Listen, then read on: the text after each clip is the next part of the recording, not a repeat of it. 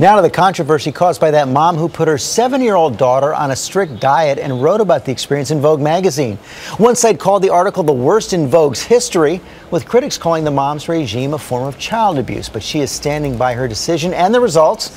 And ABC's Andrea Canning is here now with the story. Good morning, Andrea. Good morning, George. She is taking it from everywhere. Dara-Lynn Weiss is the mom we're talking about. She says her daughter was clinically obese. She says that she wouldn't and couldn't stop eating and was never full. Weiss, who struggled with her own weight, attempted to help her daughter shed the pounds by putting her on a very strict diet, cutting calories and many foods out.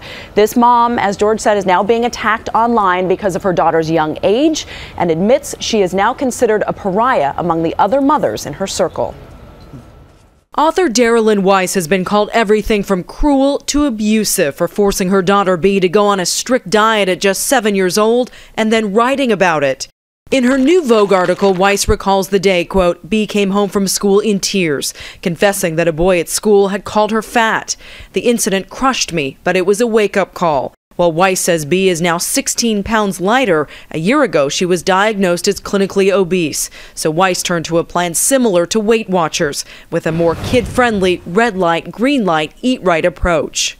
We find using colors instead of calories helps kids understand the nutritional value of foods without getting them bogged down in calorie counting. Dr. Joanna Dolgoff designed the diet, but criticizes Weiss for being too strict, depriving B completely of bad foods like pizza and cupcakes, and doing it in front of other children and parents at school and birthday parties. It's very important to us that we don't deprive these children of the normal experiences of childhood. Weiss admits to taking on the other mothers who criticized her and says she was labeled a pariah. She also writes about the toll it took on her daughter. Quote, she threatened violence against the doctor as we sat in the waiting room every week. She constantly whined about being hungry and begged for food she couldn't have. The child has to lead the way. The parent is not the food police. We're not here to make the child feel bad about themselves. Weiss has now become a lightning rod for the larger issue of overweight children in America and a target for polarizing comments online. What's the point of raising a daughter if all you're doing is programming her for a life of pathetic approval seeking? One person wrote. Obese kids need to lose weight and learn to eat healthy or they'll be sick, diabetic, and miserable as adults, said another. Kudos to the mother. Look around at the number of obese and fat Americans. It's disgusting. 17% of American children are now obese and 30% are considered overweight. Monica Vermiglia also turned to Dr. Dolgoff's red light, green light approach after her pediatrician said her 9-year-old daughter Victoria was obese.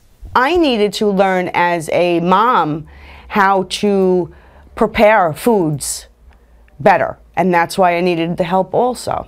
Hi! Victoria has lost 7 pounds in 6 weeks so far and is learning about moderation and healthy eating, but is also allowed to be a kid. I like seeing I'm losing weight every week, so it's really fun for me.